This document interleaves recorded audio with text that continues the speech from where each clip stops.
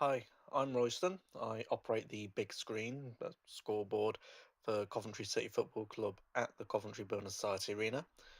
I've previously shown what a typical match day entails, but as ever, there are things that I will have missed, and there's obviously been some changes throughout the year as well.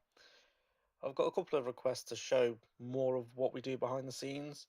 Um, I can't really show too much, so here's just a brief look at some of the newer things since the last video. There's something that I haven't shown today, and it could be in that previous video, or I've forgotten about it, or I can't show it. It'll be one of those three. Anyway, without any further delays to kickoffs, let's get into it. So, one of the big new things that most people will have seen is the updated scoreboard design with the live team sheet. But first, I want to talk about something that people won't have seen, which is at my desk the Elgato Stream Deck X. It's a multi-key switcher that enables quick access to shortcuts of frequently used commands and content that we use. I've set up the Stream Deck with 3 pages. The first is the main one, which houses everything I need for pre-game and in-game. So all the key inputs and display options that I use. As you can see, I've got goal, replay, corner, scoreboard, team sheet view, and scoreboard, the original view, just as a buffer. Got score update for Coventry at the top and away team below it. Added time, I've got up to 10 minutes added time shortcuts, but I do have content created for up to 20 minutes, but there's no point wasting shortcut space on ones that are not likely to happen. So I've just got 1 to 10 for that. I've also got then generic content. So rotate is the generic rotation of content that sponsors, birthday messages, um, retail graphics, that sort of thing. We live and die in these towns just for ahead of kickoff. Likewise with Play Up Sky Blues. And I've also got the crest icon, which allows me to cut to a blank screen with just the crest, just in case something goes wrong and I need a quick safety graphic. The second page of the Elgato is set up for goal scorers. Here I've got a duplicate for the generic goal graphic, scoreboard, and scoreboard team sheet view graphics. Again, it's just as a buffer, so rather than having to jump between pages to find the relevant graphic, I can just use that as a quick shortcut. And I've now created a list of 20 goal scorers. This is not everyone I have graphics for, because yes, I do have animations for other players, such as goalkeepers, but these are the typical featured outfield players and ones that are potentially likely to score. The third page is the substitutions page, and again, it's very similar to the goals page from the previous one. I have generic shortcuts for cutting back to scoreboard and the team sheet view. And again, I've only listed approximately 20 of the most likely or frequently featured outfield players for substitutions. Because again, goalkeepers don't typically get substituted, so there's no point using up a shortcut key for something that's not likely to happen. So now to show just how this actually works, and yes, it's as simple as it looks. You click the relevant button, it shows it on screen. Done. To be fair, that's a very, very simplified glossary of what's just happened. To get to this stage, I've had to create shortcuts within the scoreboard software and in the Elgato Stream Deck software and link the two together to make it actually work. So I've got to create the shortcut, map it to specific buttons, create the icon so it's easy to identify, and then test to make sure it actually works. And so far it seems to. And yes, all these icons on the Elgato are custom ones that I've made specifically for it, because I was bored.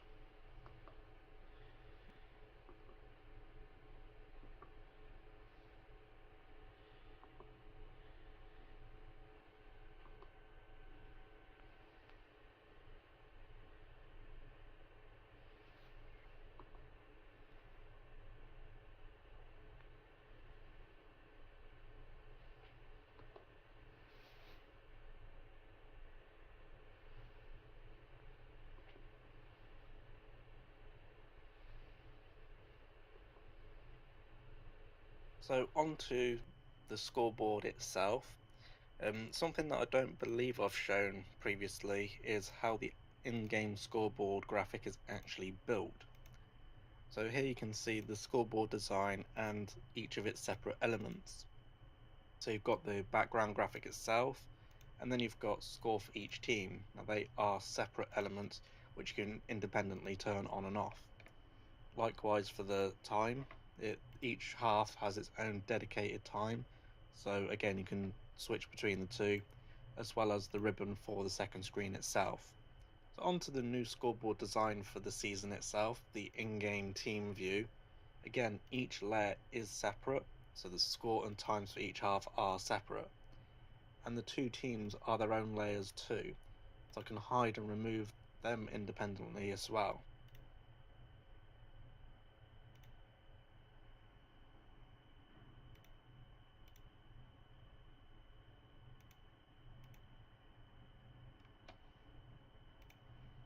To update the teams, the in-game team sheet, I just access the relevant layer, and as you can see, I have individual layers within that for the player name and the player number. And all I've got to do is find the relevant player and simply change it. Delete the name, type in the new one, and it updates in real time.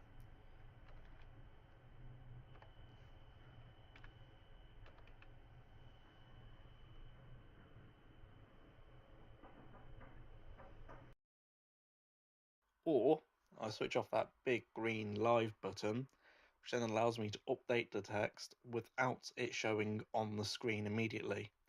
And then as soon as I'm ready to show it, I hit live again and it instantly pushes the update to the screen itself with whatever I've changed.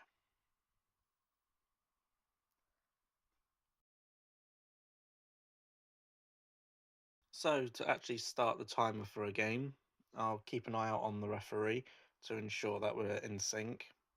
And as soon as the whistle goes, I then hit this green button to start the timer.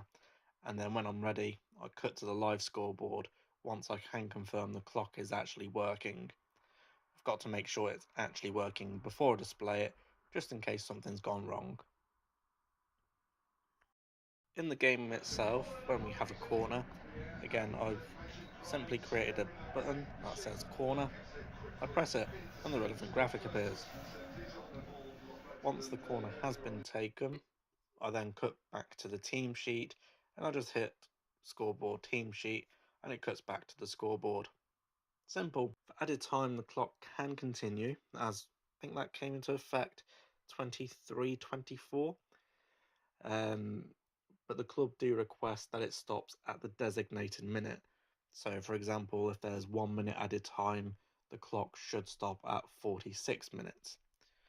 So, as soon as we get confirmation of how long is being added, I'll go into the clock itself and change the duration to ensure it stops at this particular time.